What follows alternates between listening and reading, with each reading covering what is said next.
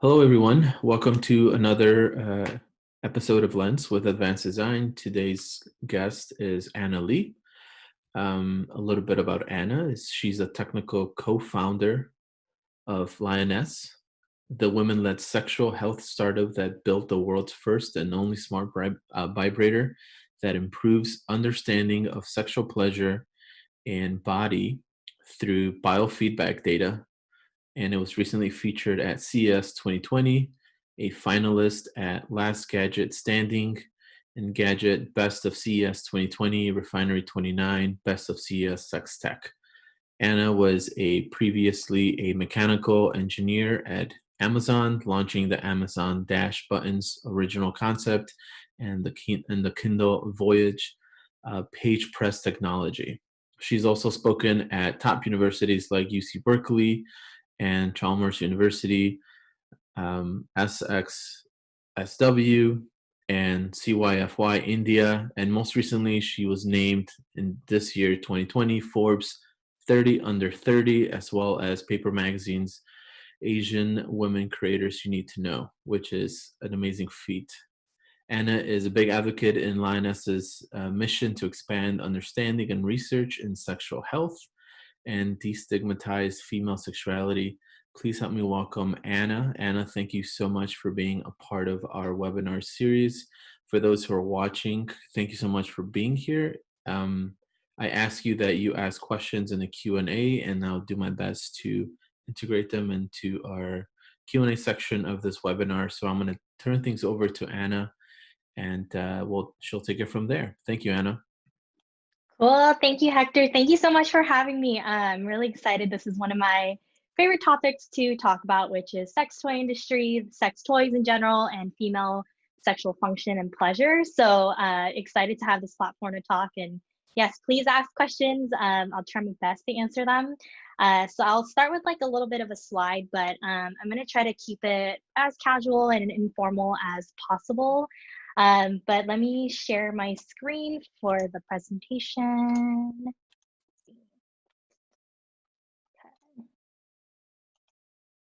Okay, cool. So I'm part of Linus. We are a female sexual wellness company for anyone as people with vaginas. And the idea is that we built a vibrator that gives biofeedback to figure out what you like, what you don't like, and just getting data around your orgasm. So this whole talk is going to be specifically about what it's like to change the vibrator game and disrupt the old school industry.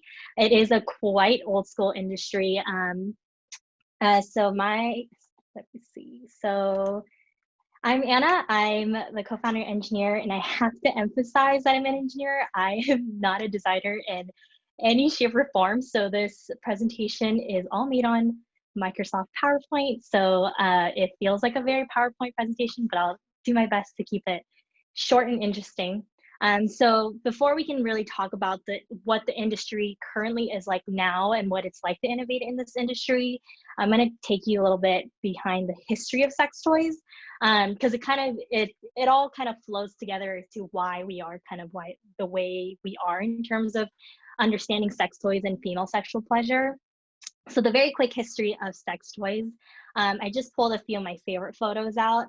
So historians go back and forth on when the oldest vibrator or sex toy existed, but the oldest one that's prominently known is from 28,000 years ago, and it's the one that you see on the very left. So that one is a stone carving, and it's a phallic dildo pretty much. And so whether it was used for spiritual use or for sexual pleasure, it could have been both. And then we go anywhere from that to like the ancient Greek era, which I have a photo of breadsticks because that was actually something that was commonly used, especially they believe in like poor villages where they didn't have access to these kind of carvings. It's known that they might have been using breadsticks and sometimes olive oil as lube. Maybe not both of them together, but it's kind of an interesting transition over. And then we see anything from that to like the Han Dynasty in China. This is a jade butt plug. And then we go to the 18th century in France. This was a dildo that was found in one of the French king's thrones. And the reason I pulled this one and I thought was interesting was because it's actually a artificial ejaculator. So there's actually a tiny hole you'll see at the tip, and there's like a tubing that goes through. So people were very innovative from the very beginning of time. So from there, what we're seeing in terms of masturbation kind of goes to this. So in ancient Greece, around the 2nd century AD, there was this physicist named Galen, and he theorized this concept of hysteria, and that's the Latin root word for uterus. And this is also known as the wandering womb. And this idea was that women's bodies were somehow inherently unbalanced or out of control. And so the womb basically was kind of wandering around the body. And when it was too close to other vital organs or body parts, it was causing different ailments. So anything from like anxiety, lack of insomnia, different pain, all of that. And he had this idea that basically by stimulating the vulvar area and like the vagina, um, and all for medical purposes, and when you were able to do a paroxysm, which is now we know as an orgasm, that it would help with these ailments. So basically, like this awesome photo right here of this ad is a doctor basically giving that medical massage, um, kind of to help women with whatever hysteria ailments that they were facing. And so actually one of the doctors basically were like, this is too hard, this is too complicated, this is too tiring from all the women that come to my doctor's office that need this. And so he invented, this is from Dr. George Taylor in 1869. It's a steam powered vibrator, and it's literally called the manipulator. So on the left, you'll see kind of the original concept of the manipulator, and then on the right is one of the later iterations of this manipulator, and this was the thing that they were starting to put in doctors' offices to help automate the massage. And so that's kind of where the idea of vibrators and I think sex toys kind of started, is this automatic contraption. So from here, people started realizing, well, masturbating and orgasms are fun beyond just the medical use. And so these are some from the vibrators that kind of originated, and they actually kind of do more with like sexual pleasure, but also veiled as beauty products. So this was something very common. So in ads, you'll see these like, it's like for hair growth or head colds or like muscle aches. But I think everybody knew that they were vibrating devices, and a lot of them were used as sex toys or intended for sex toy use. So the three photos in the middle, I believe these are, you can see these at the sex toy vibrator history museum in San Francisco. Maybe once the pandemic is a little bit calmed down at some point, I highly recommend if you're in the Bay Area, you can visit. It's such a cool place to just see these very old concepts of sex toys and vibrators. So from here, we kind of got something like this. And this is, I think, at least from my time when I was born, like if you are aware of the stores like Spencer's, you kind of start seeing these sex toys at different stores. And it still had this very certain aesthetic that tend to be very phallic and very with like veins. And it was this pink and purple, lots of jelly-like materials. And it was really popularized in the mainstream from shows like Sex and the City, where there's the episode where Charlotte won't come out of her house because she's using a rabbit style vibrator. And that's kind of that was a big emergence for rabbit style vibrators, which means that it's kind of like the left side where there's an insertable portion, and then there's also this clitoral stimulator. So kind of like bunny ears. And then we have things like the Hitachi Magic Wand, which is probably still to this day one of the most popular vibrators out there. And this we see in a lot of like adult entertainment videos, and then also in Betty Dodson, who is one of the most influential sex educators about sex positivity. She recommended this product, and it kind of blew up in the scene. And so for a lot of power users, this is kind of still the vibrator that I think is most commonly used. That's a whole other story too about Hitachi. They hate being associated to this product. So if you see their packaging, you'll actually never see the word Hitachi on it. And they actually sold it, the licensing and the property, to a separate company, but people forever knew it as Hitachi Magic Wand. But they deny that it's used for sex toys. So from there, we actually transitioned now to where we are now, which is kind of in this 2000s, in this mid 2000s. I think two of the biggest companies that really started this idea of going from porn to high fashion and then to mainstream was Lilo and Jimmy Jane. So Lilo is on your left side, and then Jimmy Jane is on your right.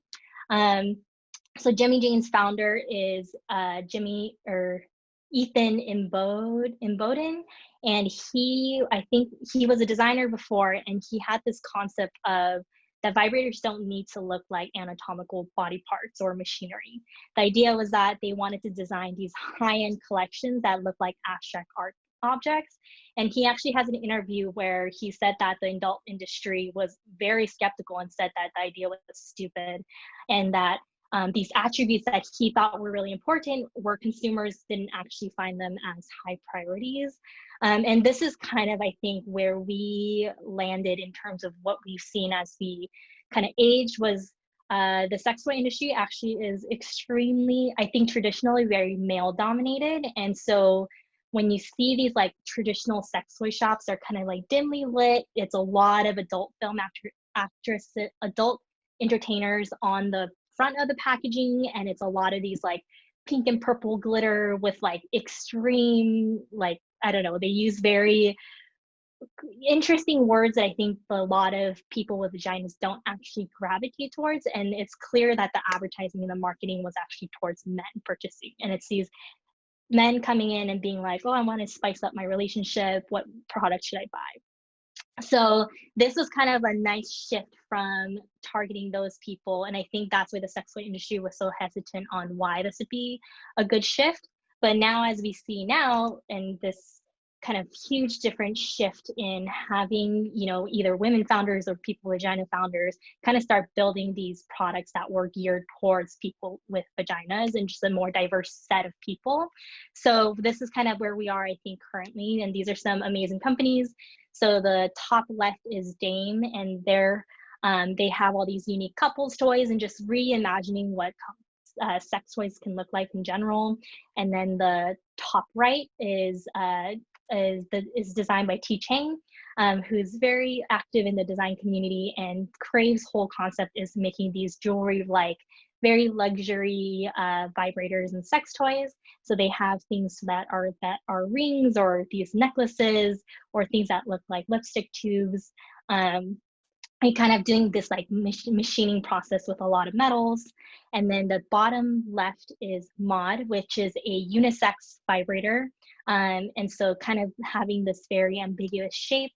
And then the center is Laura DiCarlo, who recently launched this product. And I'm sure some of you might have heard this whole hubbub of CES not allowing sex toys for many, many years, and they actually got an award rescinded by CES, and then that blew up as figuring out why there's this discrimination against innovation in the sex tech industry. And so they and we were like, this year was the first time they allowed sex toys at CES, which is really amazing to see. And so they came out with these lines of products. And then on the bottom right, I just personally think this is such a adorable design.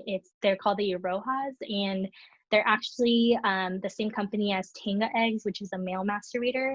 So if you ever get to like feel one, they're really nice and squishy. They have a great texture to them. So overall, so generally in the sex toy industry, it's the global market size, especially by 2026, is $52.7 billion USD estimate. And then we have data points like percentage of women using vibrators. In 2003, they found, the Kinsey Institute found that it was about like 17%. And then the percentage of women using vibrators or owned vibrators in 2010 was about 52%. So we see this huge increase in just 7 years, and it could both be people just more willing to admit this idea that they own or use a vibrator, but also it could be a shift in how many people um, have vibrators. And then 65% of vibrators are purchased by single women. And that was an independent study done by Love Honey, which is a big distributor of sex toys.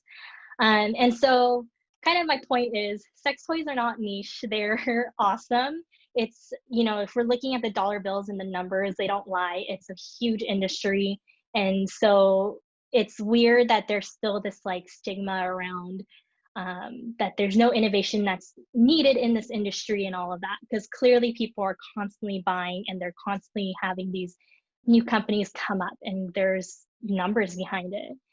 So we kind of see, but due to like the taboo, the stigma around sexual pleasure, especially for female sexual pleasure and women and with people with vaginas, there's such a big gap. And I think in how we connect sex toys to sexual wellness and just overall wellness.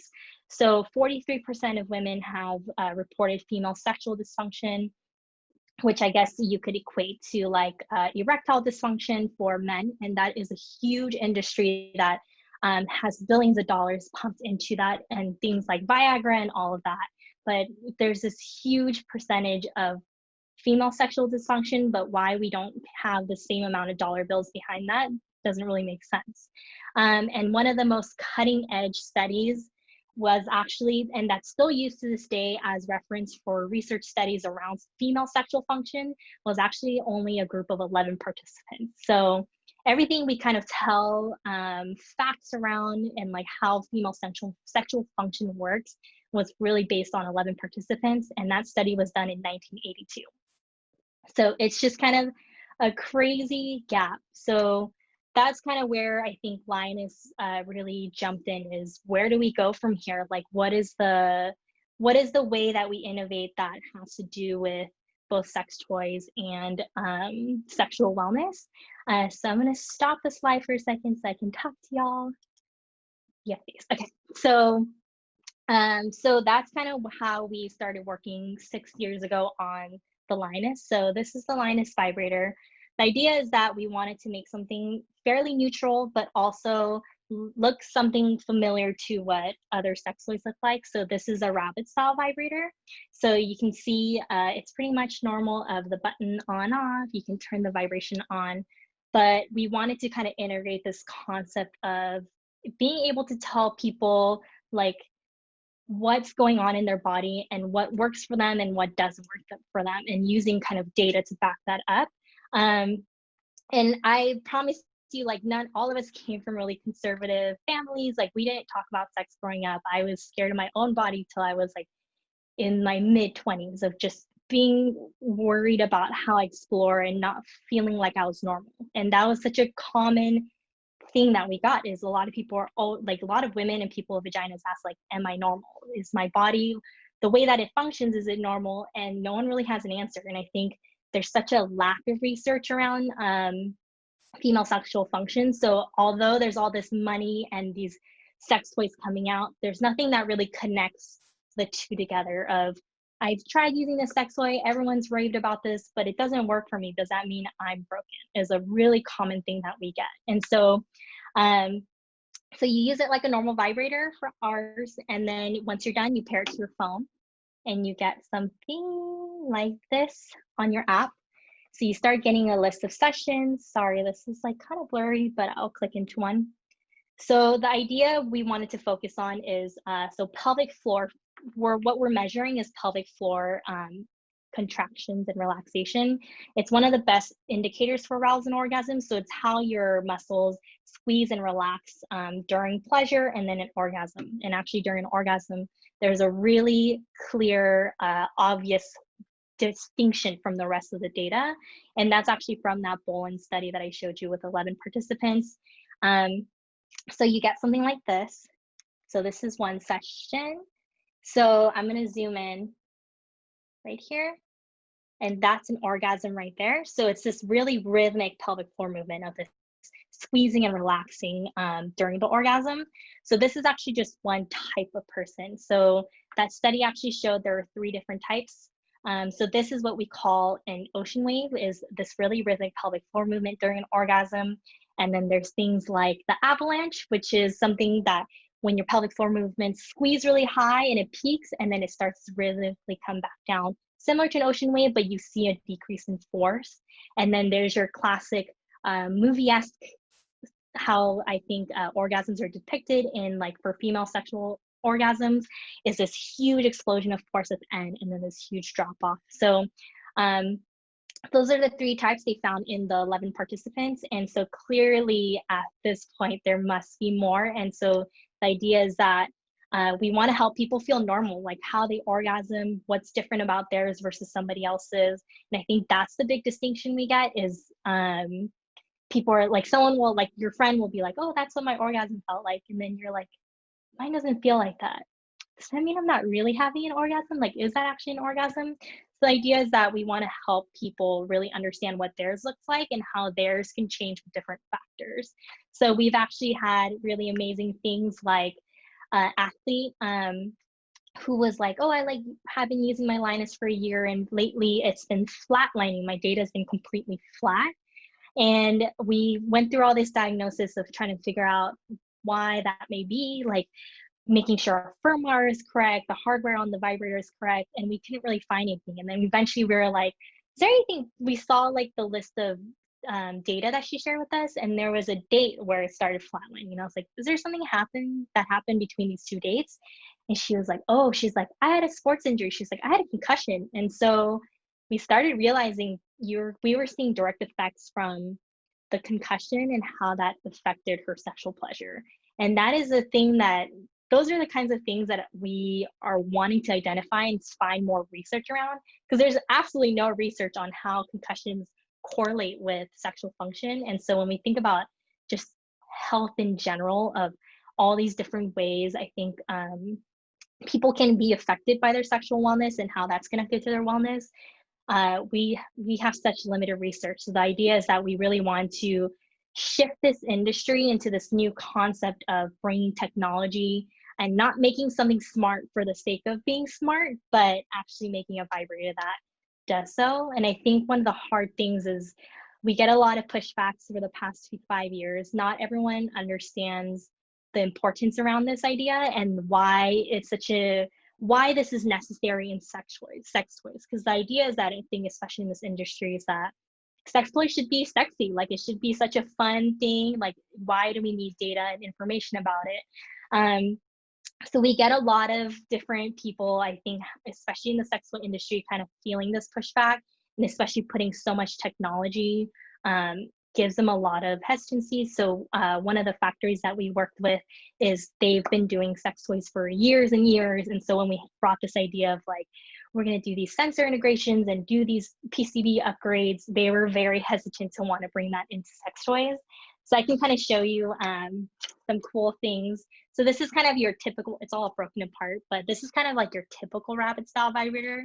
And when you open it up, really what you're seeing is a plastic piece where the battery goes, and then this tiny, tiny board that basically is just a button for on off, turn the motor on, turn the motor off, like that. So this is kind of your typical vibrator. And then we started basically prototyping in this concept that we really believe that people could use, is like we started 3D printing and doing these like hand silicone castings of these cactus-like vibrators to just prove the concept out.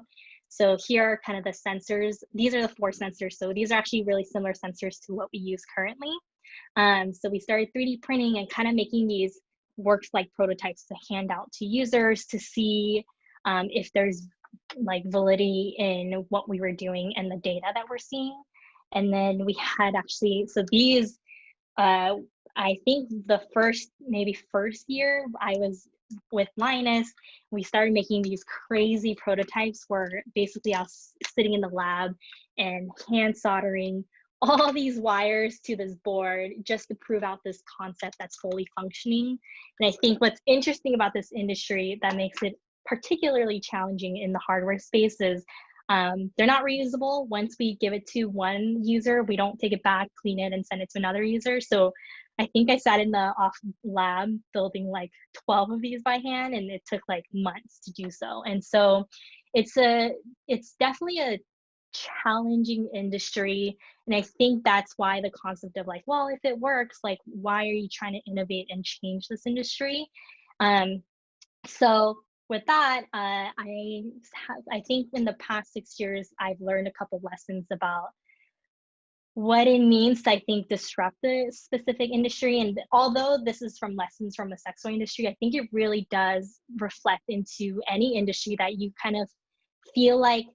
I think there's a lot of people saying like, well, why do you have to innovate in an industry? Like if there was something better, it would have already been done. And a lot of times it's actually just out of people being like, well, if it's not broken, don't fix it. But it's actually like there's a lot of these nuances and finding these little gaps in how different parts correlate. And so some of the lessons I've learned, I go back to my slide. Oop, let me see. So going back to my slide, so one of the first lessons I think we've really learned is define a new category. I think for the past 4 years when we started, we tried so hard to fit into the sex toy industry specifically. And I think that made us actually, it was actually difficult because a lot of people were like, well, it doesn't like, it's a more expensive vibrator. I don't really see this being like a sexy appeal when like a couple comes into a sex toy shop. And I think one of the biggest lessons we've learned and advice that we get pretty commonly from like marketing experts and sales experts is actually just redefining what this category means. So really taking ownership of what a smart vibrator is so that people don't distinguish it to like, well, this vibrator is only $100. Like, why would I buy this 229 one? And I think in that sense, we can't compete. And so there was this important idea of like redefining or defining this new category in whatever you're building, especially if you don't perfectly fit into the mold of the current existing industry.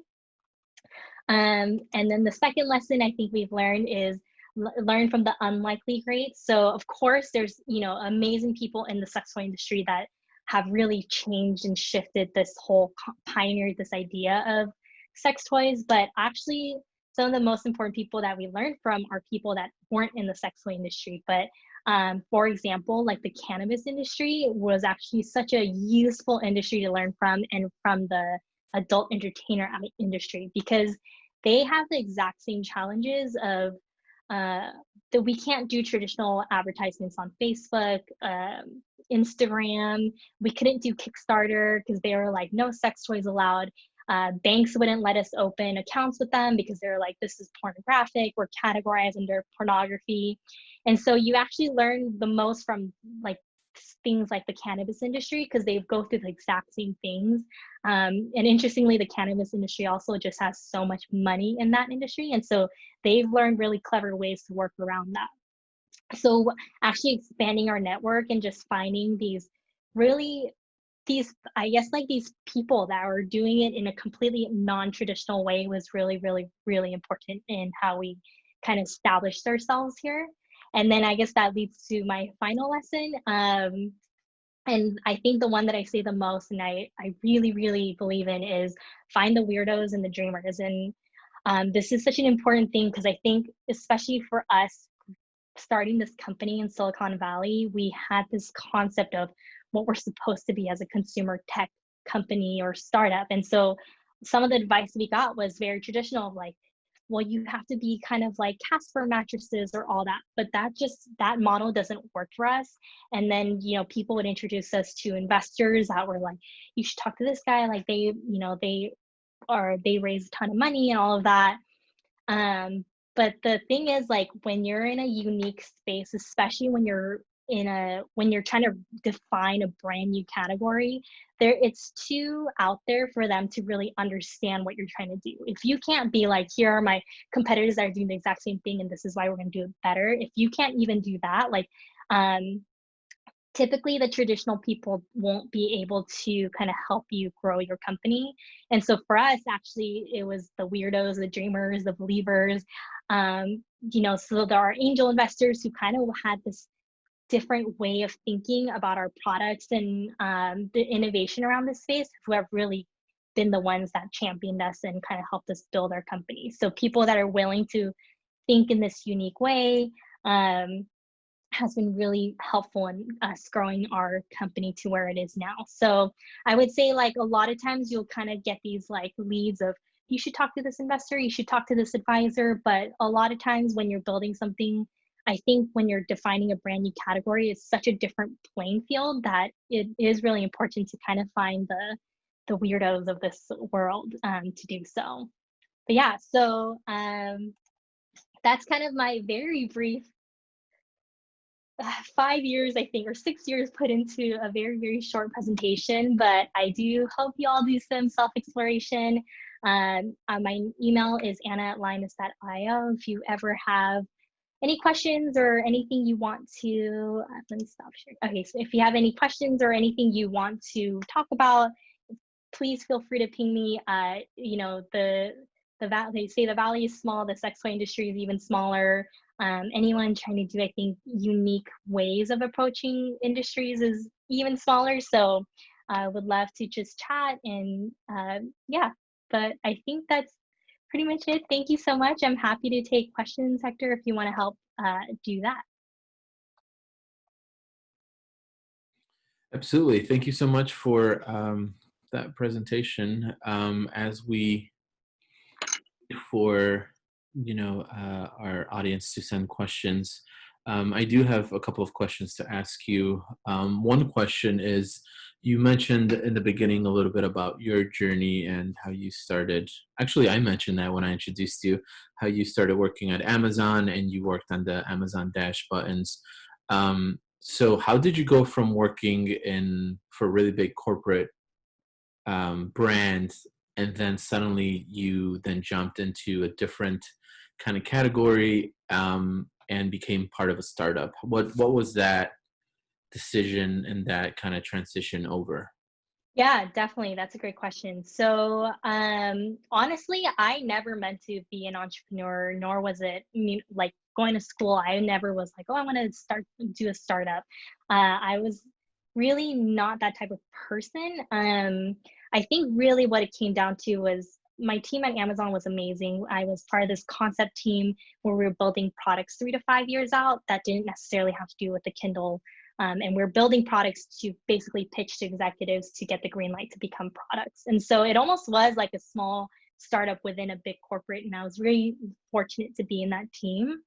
But I remember I was, as awesome as my team was, I was the only woman on my team, of like women engineer on my team, of like a team of 16 people. And so not that they did anything, but it's a constant reminder that you're not just an engineer, you're always a female engineer and who has women opinions or female opinions about whatever products. And so um a lot of times I like was getting really tired of it, but actually I just realized one day that it's actually kind of a superpower, especially I think currently being an engineer and a woman, and like being able to build products that made sense was felt like a superpower to me. And so I kind of went into this idea of like, oh, I want to build something that like I feel like can help other people that are like me. And so I actually was very funnily met a founder of a different sex toy company that doesn't exist anymore, but it was a guy, and I was like, how do you know what you're building works? Like, how do you test something and you're like, this is going to be great for people with vaginas? And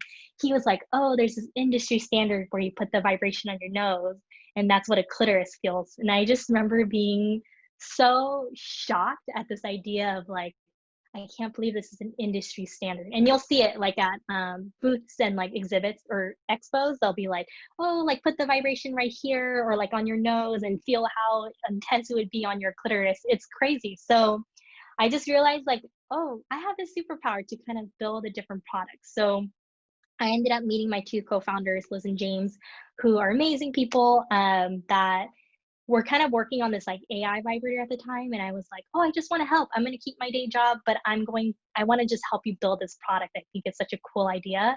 And then eventually I was doing that for like 6 months where I was going to work and then I would go to work on this startup idea. And then it was 3 a.m. and then I would go home and then I would do that for 6 months until one day I woke up at like noon and I missed all my alarms and I was like, this is not a sustainable way to live.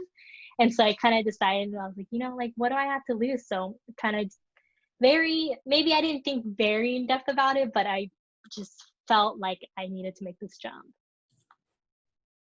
Yeah, that makes sense. And that's a very, I think, when designers or entrepreneurs kind of go through that and they have to, pull the trigger on, hey, I just got to do it. I definitely know the feeling for sure. Here's a question regarding, putting sex design work in your portfolio. Uh, Mm, how would you suggest going about adding a sex toy project in your portfolio? Um, whether you're a student or let's say someone emails you, since you share your email, um, yeah. someone emails you and they're like, hey, I want, if there's any internship opportunities, um, or if they share it with, other designers that are part of other disciplines, what is a good way to adding a sex toy project in your portfolio? That's a great question because I think a lot of people ask me like, or like when we were accepting internships, people are like, how do I put this in my portfolio? It is a great question. I think it was something that even I hesitated with the first 2 years I started this company of like, how do I say what I do for a living? Like I was scared to be like, oh, I build vibrators.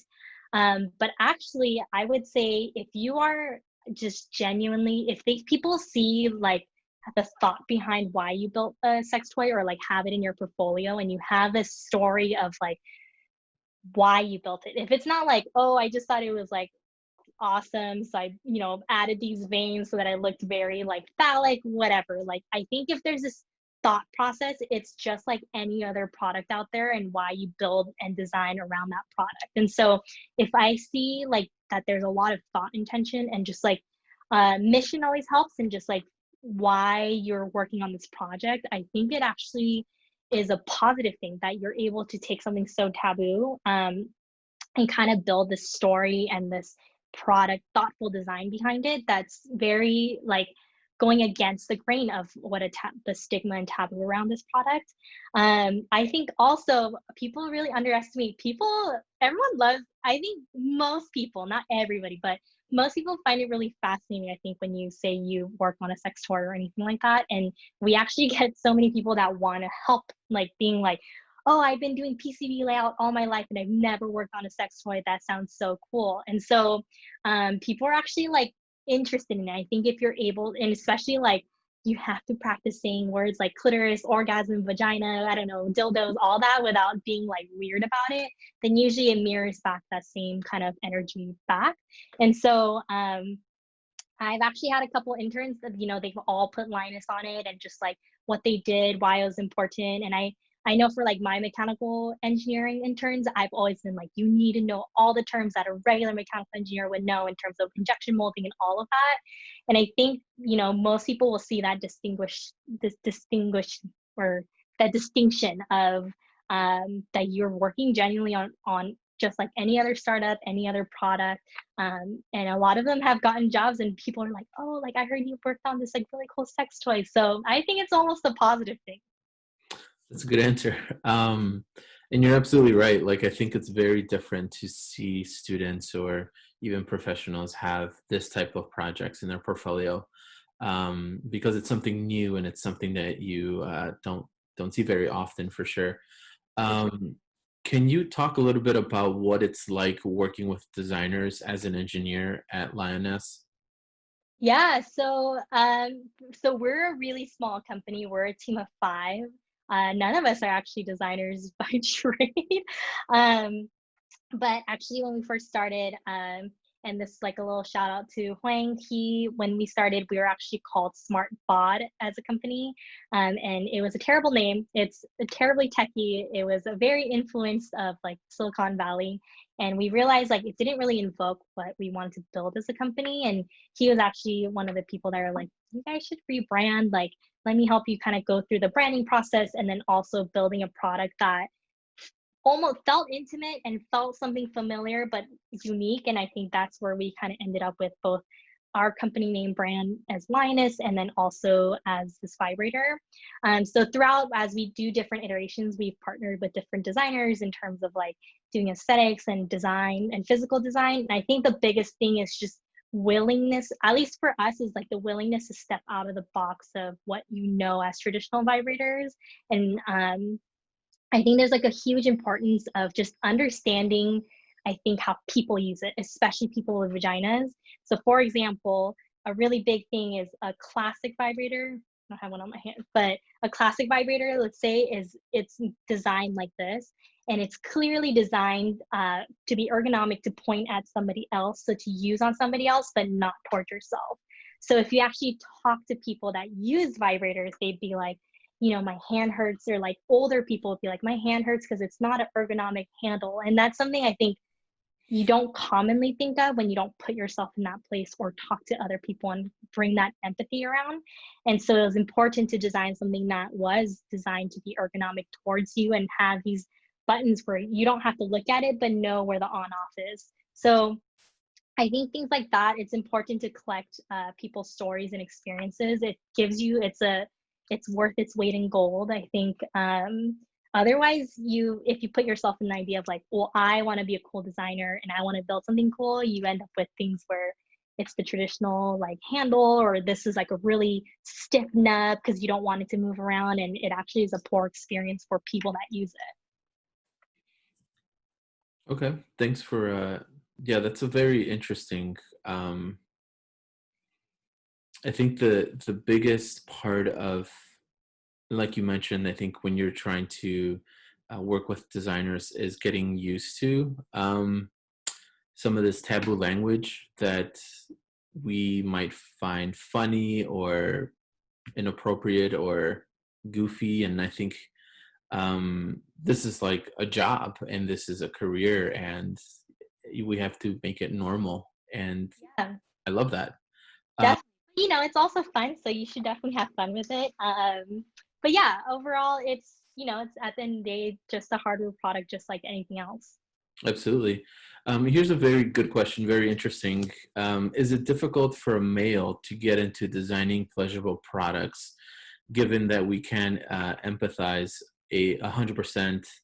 Are we discredited on that front as males designing sex toys, or is the industry pretty, accepting of and understanding of that? So I would actually say I would love to ask this question to teaching too, but uh, women or people with vagina designers in sex toys, at least that I can think of on top of my head, is actually very limited. So I would actually say like it's a lot of male designers in this industry, and again, I'll say like the sex toy industry in general is run by a lot of male dominated, and I think that's not the issue. I think it's important to have diversity in, because like mod as the vibrator, which is the unisex one, like, and ours actually in general too is male, like people, like men can actually use this vibrator because it can actually be inserted anally. This would act as like the stopper, and then you actually get the exact same data because your pelvic floor movements is something that is in both female and male bodies. So no, I don't think it's discredited. The only times I know where I don't wanna work with somebody is when you cannot for the life of you, like, take it seriously, and you just constantly have this, like, weirdness about it. But I think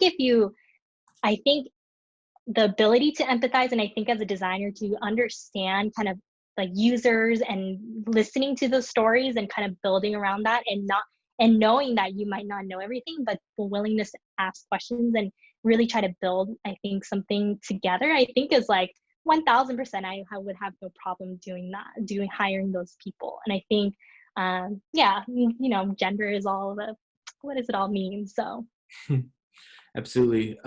This is a very deep question here, and it's asked by Anonymous.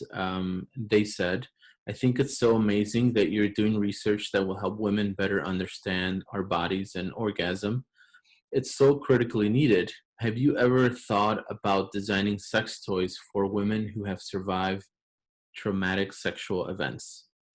yeah, so that's actually such a great question. So actually, personally, I'll tell the story that I'll share the story is that actually when I was a kid or child kid, I actually experienced sexual trauma for several years. And I think so when I earlier said like I was very scared of my own body well into my mid 20s, it really did all tie into this sexual trauma that I had of like I didn't feel like I was able to love my body because it was like tainted. And I felt like somehow if I enjoyed it, it means that like with the trauma and all of that, it kind of all enmeshed together. And so, aside from the depression and anxiety and all those things that happened, I think a big thing was like I was really scared of my body. Like I was like didn't want to talk about it. I didn't want to ask questions. And I think there's this like fear, especially with like a insertable toy, is like there's like this fear that's associated with it.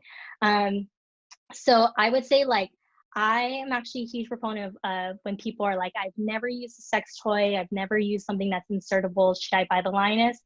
As much as I would like to make a sale on the business standpoint, I'm 100% on the camp of like, like first, like just explore, like like the very common, like get a mirror, look at your own body parts, see what it looks like, see what you like about it, and all of that, and then just like feel comfortable with your body in general. And I think for us, the idea of Linus is to help you get that information. And sometimes it's nice to be able to dissociate it from the sexiness of a sex toy to just being like, oh, I want to know information about my body. So for me, like even me using the Linus and kind of getting those data points of like, oh, I like this, I don't like when this happens. I know a cup of coffee will make it better. I know a glass of wine is going to make it worse.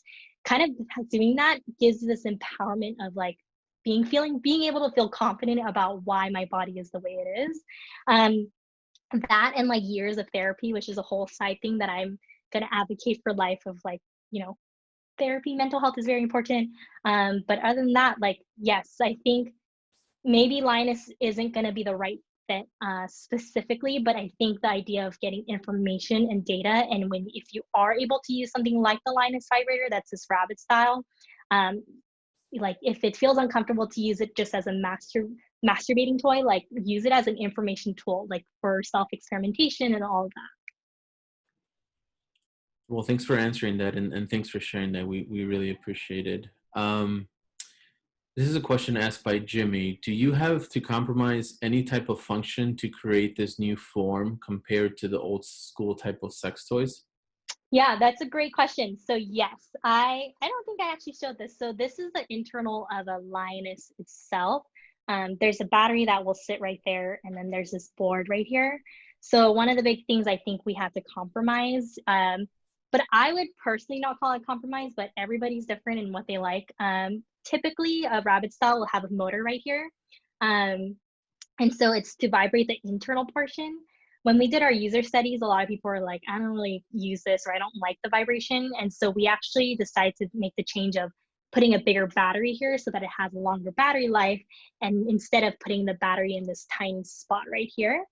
So that's kind of a trade-off because I know some people are like, why doesn't the internal part vibrate? So yeah, we definitely you have to make compromises, especially when you're going from a board that looks like this in your typical old vibrator, regular dummy vibrator, versus something like this where it's a 6-layer board and has just a lot more things. So I think that and just making sure our sensors are well integrated. One thing we've learned is like when you use silicone-based lubricants, it actually can affect how our sensors work. So we have to advise everyone that buys a Linus like only use water-based lubricants. So there are definitely like little nuances, I think, because it's a smart vibrator, but the hope is to make it as magical of experience as we continue to build more products out.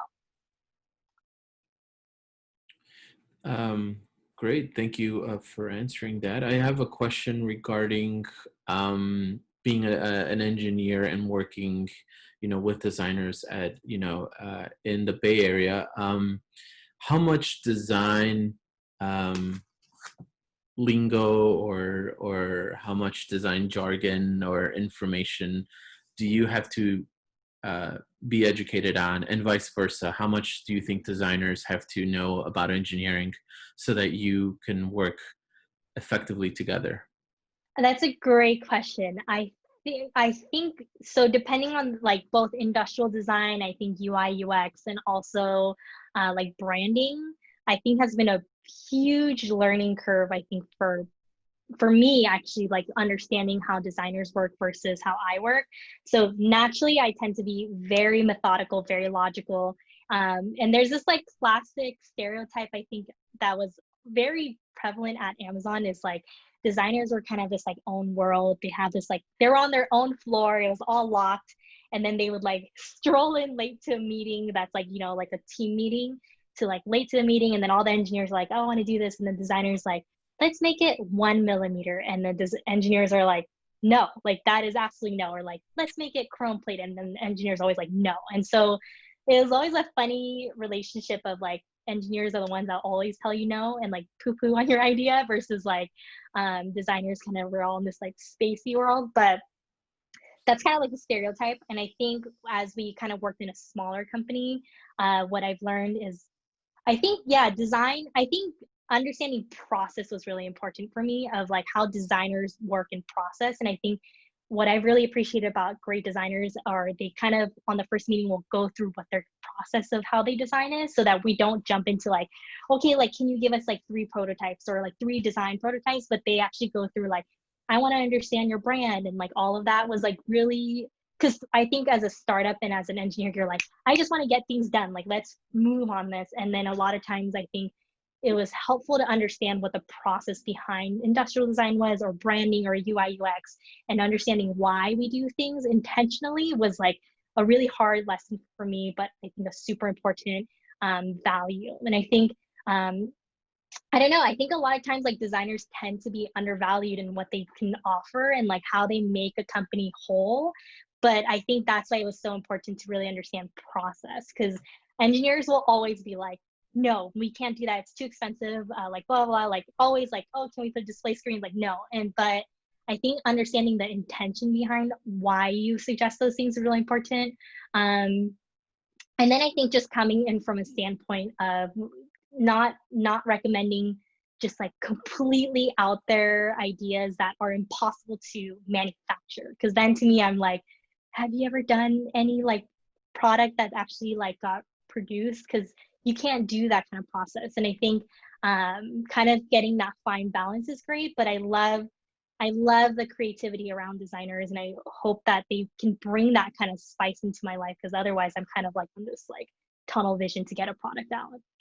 Yeah, designers are very reckless and engineers are a little more responsible. Yeah, but it's like such an important value into thinking beyond like what you can see and just kind of like going a little bit beyond your stretch. So I really appreciate that. It's definitely a different way of thinking, and I think that's really awesome. Well, that's good. We have a couple of more questions to ask you, and then we can kind of wrap it up.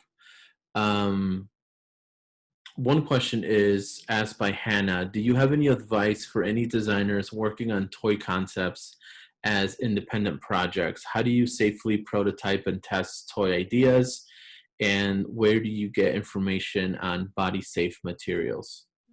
Okay, so that's a great question. So this is one that we hand casted a long time ago. It's very ugly. See, this is like not a designer work. This is me and Liz making things on CAD. But so the number one thing is if it's a clear jelly. So if you ever see vibrators like 20 bucks that are like the clear jellies, those are considered not body safe. That also goes into this whole thing of like that it's a taboo industry, so FDA doesn't want to touch it. So it actually doesn't need to be FDA certified, even though it enters the human body. So there's a lot of products out there that are unsafe. So your always go-to product is platinum cured silicone. So if you're going to be doing any prototyping via hand, like yourself, whatever, like say you make a clay model or whatever, if you encapsulate it in platinum cured, it's basically body safe silicone and you're kind of I'm sure if you Google it, it'll be Smooth On as the company. So if you're in the Bay Area, Douglas and Sturgis, I highly recommend. They're experts in all things like silicone casting, but they sell these like pour mixes of all different densities and softnesses and cure times for platinum cure. So those are the ones that are going to be body safe. Anything else?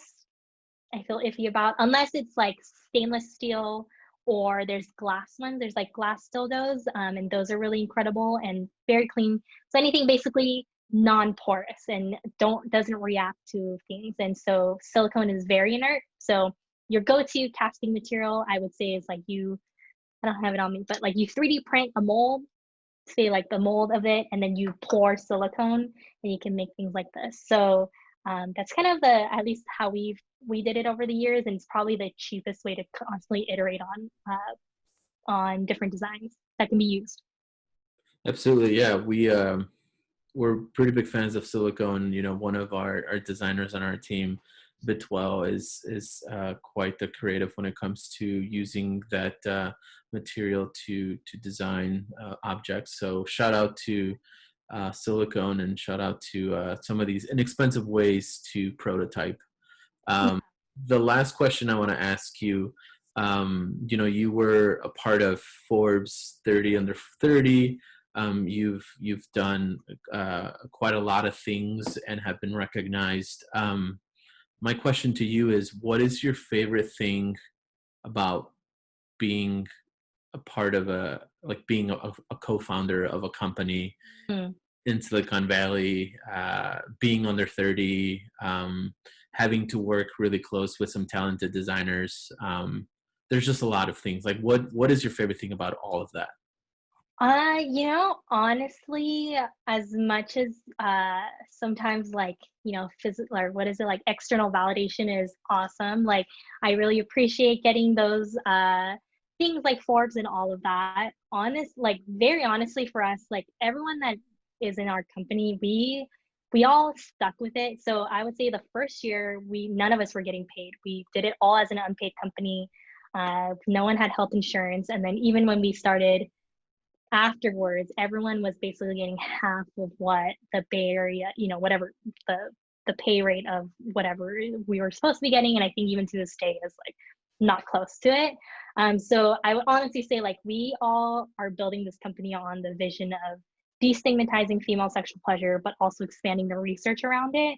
And so that to us is the most important. So I would say like right now, specifically in this moment, the great thing is we actually just launched our research platform.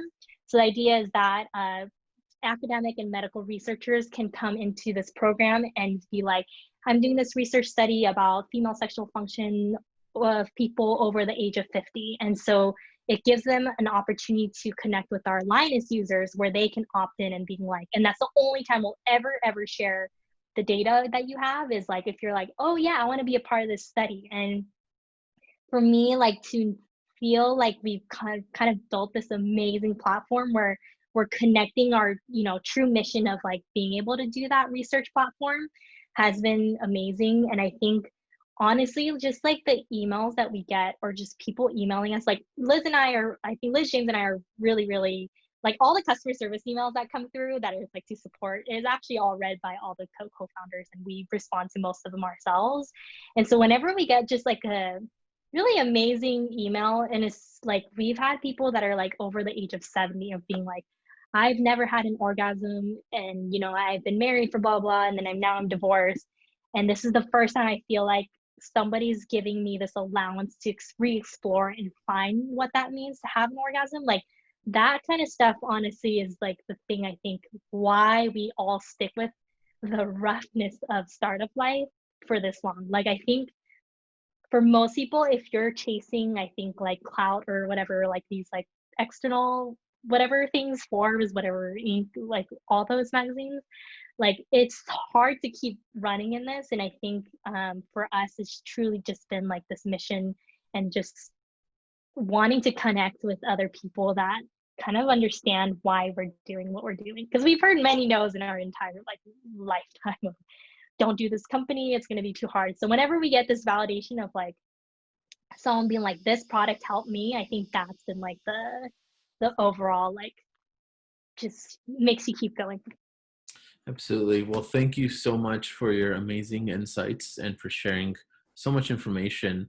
I think this is a topic that even in our discipline of design, we don't cover enough on it. We don't talk about it. I think it's our job to really give our platforms to, designers like yourself to come and talk about, sex education and really encourage us to explore. So thank you so much for your insights and for your time, for coming on Lens and really educating us.